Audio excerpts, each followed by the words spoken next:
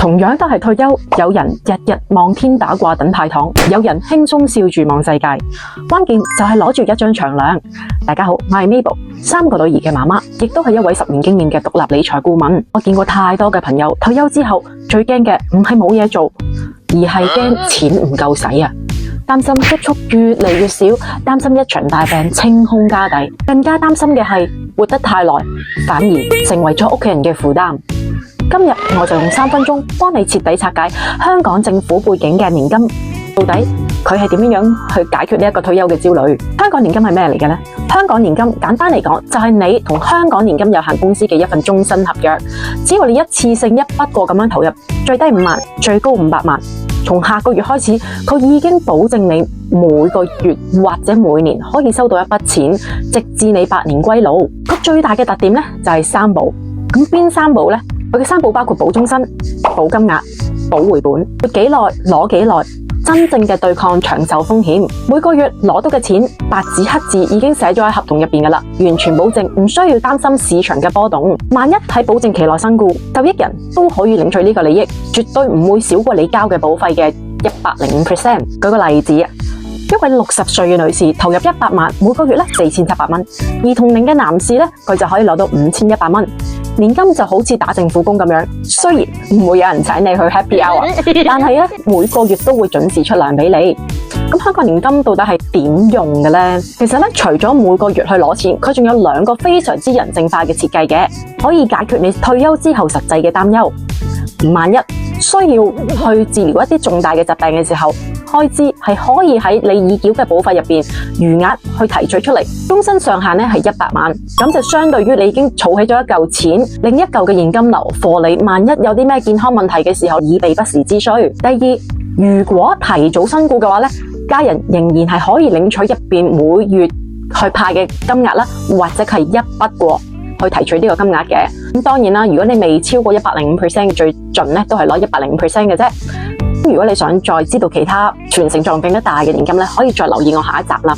講到呢度啦，可能你就會問，咁穩陣，背景好掂啦，係咪？冇錯啦，其實佢發行嘅香港年金有限公司就係由香港特區政府通過外匯基金全資擁有嘅。咁其實佢嘅成立本身就係為咗對應香港人口老化，鼓勵退休規劃嘅重要措施嚟㗎。咁所以佢嘅穩健程度相對係有一個高級別嘅背書。咁但我成日都會聽到即係啲老友記就話，我擺入去咪其實又係靠食老本，但係靠食老本係會坐食山空㗎，而且總係會有投資風險，同埋你會有心理壓力㗎嘛。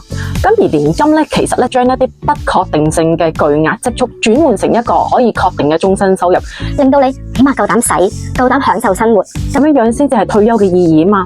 如果我走得早嘅話，係咪就係蝕咗啊？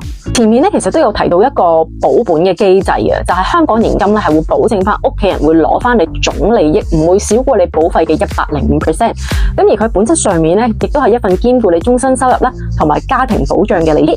了解完之後啦，咁到底點樣去申請呢？其實可以喺 HKMA 嘅網頁上面見到我哋嘅公司係市場上面唯一一間認可嘅經紀公司，而且係私營嘅公司嚟嘅。你見到列表上面其他都係政府 background 嘅一啲經紀公司啦，或者係大型嘅銀行咁樣啦。